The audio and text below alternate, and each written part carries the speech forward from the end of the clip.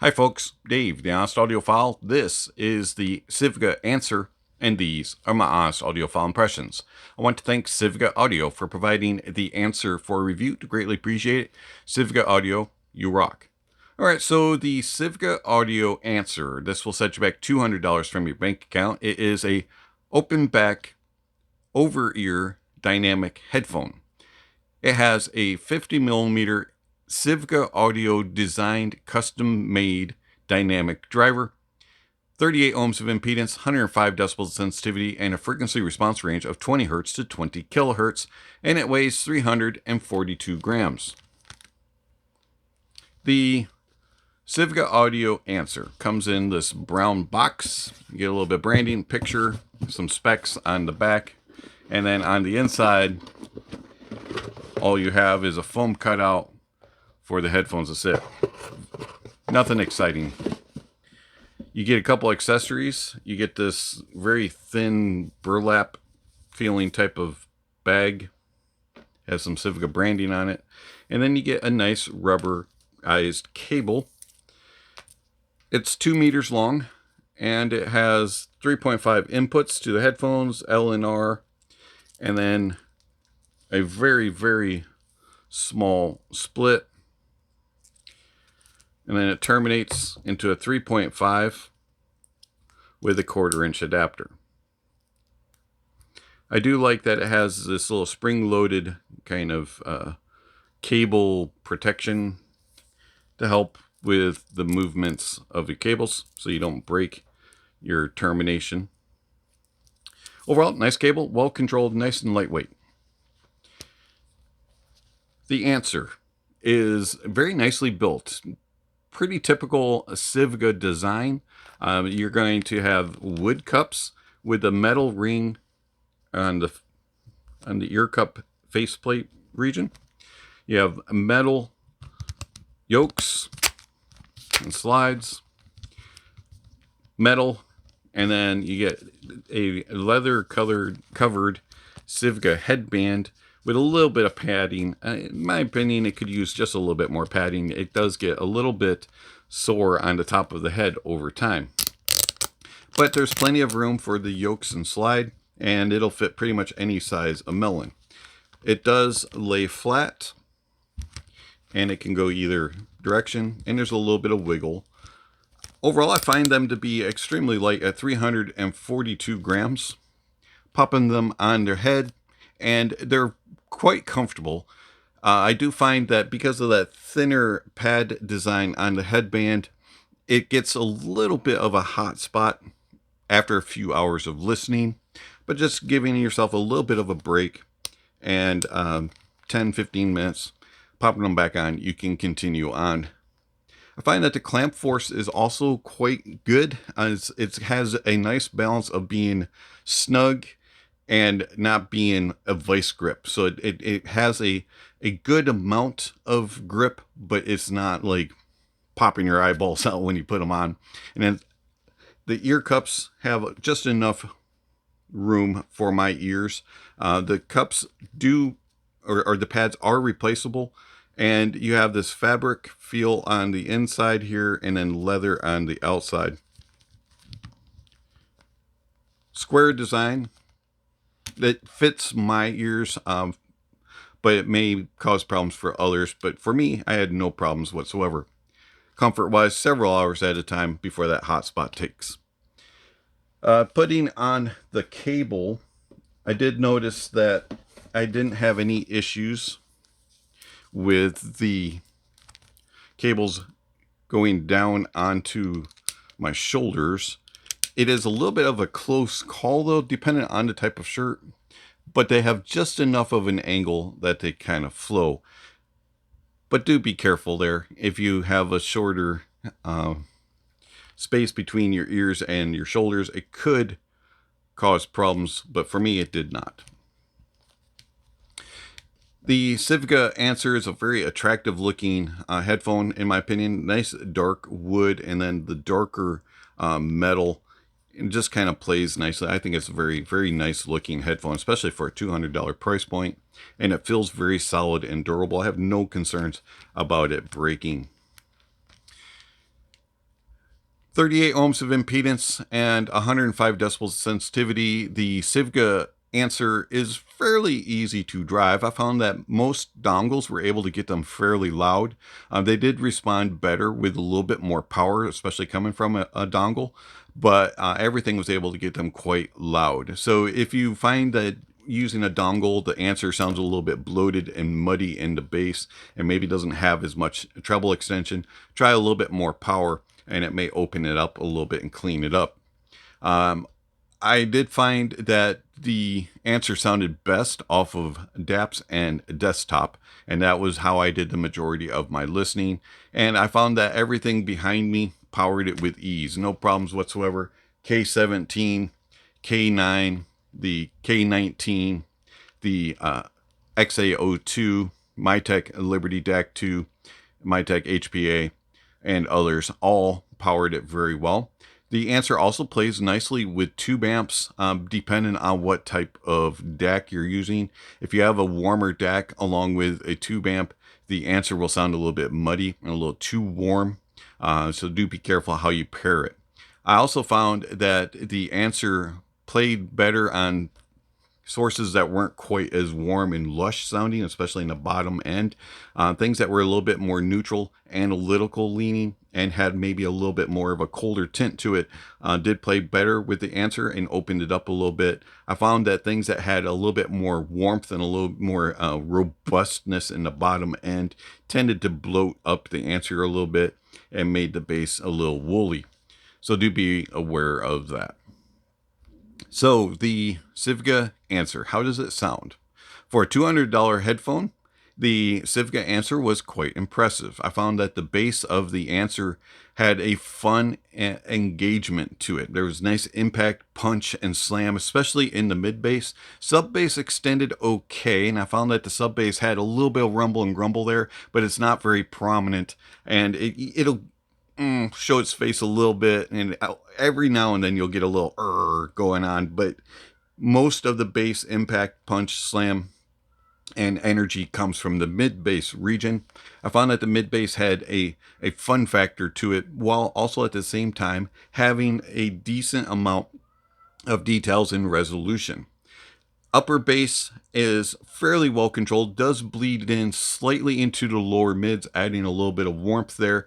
It can sound a little bit bloated and muddy on certain tracks, especially on very heavy, hard-hitting type of bass, things that are more like synthesized type of bass or artificially enhanced type of bass will come across as being a little bit on the murky side of things. The mid bass is the prominent focus, and I found that the bass overall is just very fun and engaging and has nice tonality throughout, good tone and timbre, and has enough details and resolution. It's not going to be this huge analytical type of bass sound. Going into the mids have a nice warmth and kind of organic presentation to them. There's a nice lushness to them. They're very emotional and engaging, and I found that the mids had just a connection. Everything sounded very realistic and very full. There's nice note weight and body to it, and it has enough clarity to open things up, but yet at the same time everything kind of sounds intimate and close and just a little personal. I really did enjoy the tone and timbre of the Sivga Answer. It sounds very natural and accurate, reproducing of instruments and of vocalists very well. I found that the Answer has this connection. You just kind of can feel the moment with the tone, the timbre, and the note weight just kind of all fits together very well and plays very well. It's very cohesive and balanced while having this warmth about it and this ooey gooey type of feeling. It is slightly more the focus, a little bit mid-centric, and it has this kind of a center that is all about the vocals and the instruments. The bass plays nicely with it. And then going into the treble extends okay into the uppers. It's a little bit on the laid back side, and it has this little bit more of a mellow approach. It still has good air and space about it, but it's not the most expansive And also, it doesn't have as much sparkle and energy as I would desire. I do wish I had just a little bit more a zip to things at times. It's a little bit on the laid back, a little bit more on the comfortable side. It's a safe tuning, but it fits with that more lush and organic, ooey gooey type of feeling in the mids and in the bass. So the treble has enough to keep things going, but at times you just wish that you had a little bit more to keep things snappy, a little bit more zippy. I find that the treble has good tone and timbre, just like the mids and the bass, and detail, retrieval, and resolution is okay for a $200 price point. So the bass, the mids, and the treble all play very well on the Anser, and they're very cohesive and balanced, and it gives it a safe approach. It does not go into fatigue mode, but it's also not boring because it has this lush kind of organic, natural appeal with its tone and timbre.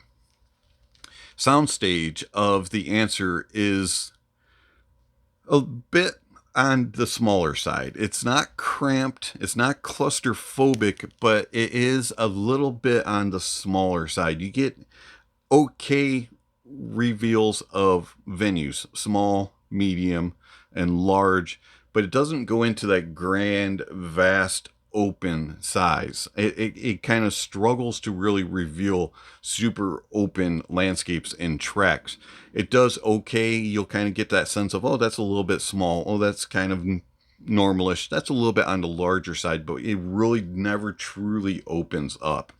Also, with its depth, it's not a super deep in to looking into how the stage is set. You can go, that's there, that's behind it, but you can't really look several rows. Layering wise, it does struggle at times, especially on busier tracks, bass heavy tracks especially. It'll struggle and become a little bit murky in its layering, and things will kind of meld together. But for the most part, it does a decent job of allowing you to explore the stage, especially for a $200 headphone. When it comes to the imaging within that smaller stage and within that limited depth, it does a good job. You can track things across the stage and you can place things fairly well. It's not the most precise and accurate of imaging, but it's in this neighborhood. It's over here. You can track things as they go along. You can place things as long as they're not super far back in the stage. You can track and place things in front and behind each other. When it comes to things entering and exiting, it does okay with it, but it's not the most detailed, and you kind of lose it after, but it's just kind of going, gone. It doesn't really fully trail it out. Same thing with entering. You can kind of hear things entering, but then it's like, oh, it's there, here it comes. It's okay with its placement and imaging, but it's about the neighborhood. It's here and here and here, and it's behind and in front. But if you get super picky on things, you'll be a little bit on the disappointed side. But that's a nitpick. We're talking about a $200 headphone here. Detail, retrieval, and resolution is good also. For $200, I was not really looking for anything more. But I wasn't really exploring new things in my music. There were times where I was kind of like, oh, I usually hear that in a different price point, but I'm not hearing it here, or I can barely hear it. But for the most part, it does a good job with its detail retrieval. Resolution is good for the price point as well. There's no glaring, glassy, anything like that. At times it can get a little bit murky, especially in the lower mids and upper bass regions on busier bassy tracks. Tone and timbre is actually really good. I was very impressed at how natural instruments and vocalists sounded, and I was very pleased at the reproduction. Strings, guitars, brass instruments, woodwinds, pianos all sound very natural and accurate. Things that reach into the higher registers of the frequency range, higher reaching brass instruments, woodwind instruments, at times sounded a little bit safe. You missed kind of that crispness and that edge and that bite a little bit, but for the most part, everything sounded very natural and accurate. So the Sivga Answer. I like this. I like this a lot. And one thing that I actually really enjoyed it with was gaming. And I'm not a person when I'm gaming that likes a big, huge soundstage. I like things to be a little bit closer and be able to track things within its closer regions for me. Now, I don't play a lot of shooters anymore. I am more of a sim racer and sports person. So to me, a vast, grand stage is not that big of a deal. And so I found that this smaller, more intimate stage kind of put me in the moment and made me feel like I was on the field or in the car. And I really did enjoy how it did with its placement. And I had no problems placing things and being able to enjoy my gaming. And they're quite comfortable also, as mentioned. So I enjoyed them for gaming in that regard for $200. How does the Sivga Answer compare to the Sivga Luan? Now, the Luan is more neutral, has a little bit more of that zippity-doo that we're looking for up top. There's a little bit more air and space, sparkle and energy, and there's a tad more of just a forwardness and a presence about it. Better details, better resolution from the Luan. Also, it has a wider stage. You get that more vast, grand size. Does better with its depth and layering as well. But it's not quite as bassy sounding, and it's not quite as full sounding. And the Luan is more analytical, detail oriented, whereas the Answer is a little bit more on the fun factor, more of the all-around listen, and it has a slightly more bassy approach to it, even though it's a little bit more small and compact in its staging. I really enjoy the Answer and the Luan, and I find that they complement each other quite well. And if you're looking for two open back headphones, one that's a little bit more detail oriented, a little bit more analytical, go for the Luan. If you're looking for something a little bit more on the fun side, a little bit more all-arounder, and a little bit more bassy, go with the Answer. Sivga Audio Anser. $200. Very fun sound. I really enjoyed this. And I'm going to be keeping this one around and using it more frequently. It's been Dave, the Honest Audiophile. Thanks for watching. And I'll catch you on the next video. Speaking of next video, somewhere on screen, subscription links and notification bells. If you haven't already, please check those off. Don't forget to give a thumbs up or a thumbs down to the video. Check out all the links down below. There's all kinds of information on there regarding how you can contact channel, follow channel, support channel. All that kind of stuff is listed down below. And speaking of supporting the channel, I want to thank my supporters through Patreon, YouTube memberships, and one-time gifts. Thank you very much for all that you provide to the channel. It's much appreciated. If you're interested in supporting the channel, there's various ways that you can do that. One-time gifts, PayPal, Venmo, and YouTube, or monthly subscriptions with Patreon and YouTube memberships. And you can get a few little benefits, early access to videos and private Discord servers, things like that. So if you're interested in supporting the channel, it'd be greatly appreciated, no matter which way you do it, one-time gifts or monthly subscriptions. Check out the links down below. And then speaking of links down below, there's all kinds of other information regarding how you can contact channel, follow the channel, and gear rankings, music recommendations, and gear recommendations, and all kinds of other things are listed down below. So check out those links below. And lastly, don't forget to enjoy the music, and that honesty is the best policy.